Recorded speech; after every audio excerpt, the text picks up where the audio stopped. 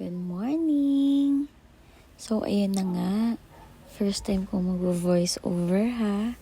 Kaya pagpasensyahan nyo na yung boses ko. At baguhan pa lang. So, first day namin sa Coro Hotel dito sa Makati. May kita nyo, kagigising lang ng aming prinsipe. At sobrang saya niyan. Kahit masira ang tulog niyan, hindi mo talaga yung papasimangot. Lagi yan nakasmile. Makikita lang niya yung mga mukha namin, masaya na siya. So, maaga kami nagising ngayon. Dahil excited kami na makapag-swim ulit siya. Dahil kagabi, medyo madilim na, hindi na nakita kung gaano siya ka-excited sa tubig. So, babalikan ko kayo ha, bibilisan lang namin siya.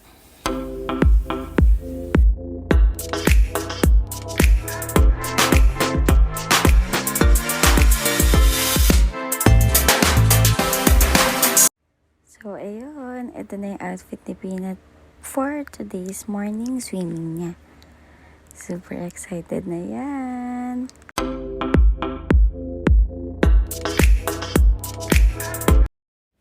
So, ayun. Nakababa na kami dito sa pool area.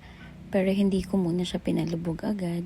Umupo muna kami dito sa table since wala pang available na upuan nung bumaba kami. Pero dahil nararamdaman ng mga ate niya na gustong-gusto na niyang mag-swim, ayun, kinuha na siya ni Ditche para mailubog na siya sa water. Ayan, oh.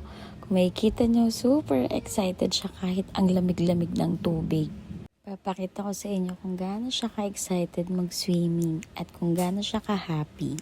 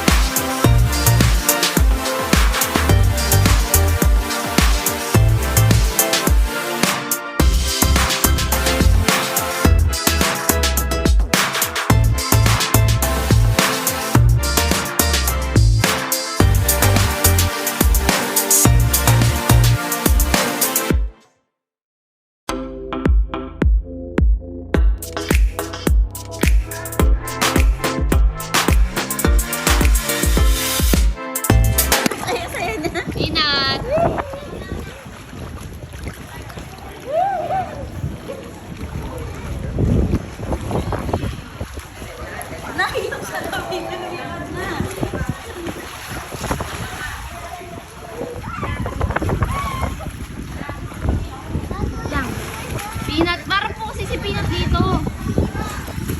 Peanut. Ay! Ay! Wanna go now? May balyera.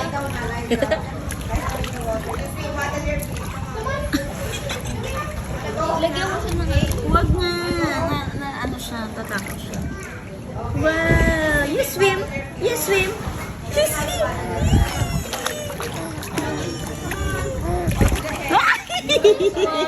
Na.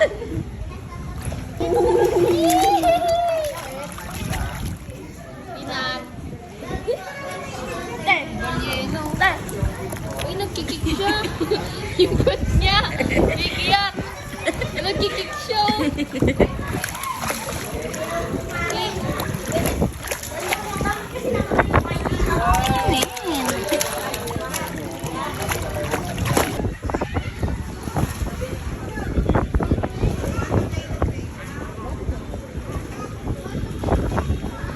Nagkikik pa eh.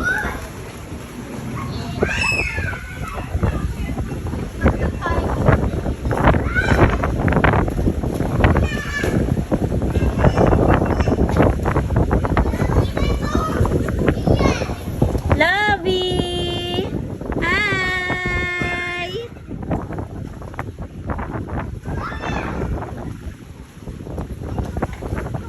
Hi, Lovey!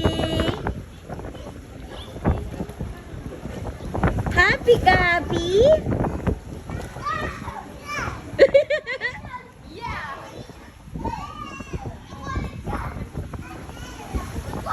Since nag-decide na ako umakyat, sabi ko mag-picture muna sila. Quiet. Peanut is sleepy. Quiet. After maligo at makapagbihis ng prinsipe, ayan na ang eksena namin. Dumede lang. Pero akala ko dumedede lang siya. Yun pala, natutulog na. Sobrang pagod yan. Pero sobrang saya niyan. Lovey, we're going to the mall. So, ayun na nga. Saglit lang yan matutulog. Gigising na rin yan maya-maya. So, hayaan muna natin siyang magpahinga ha. Bye-bye!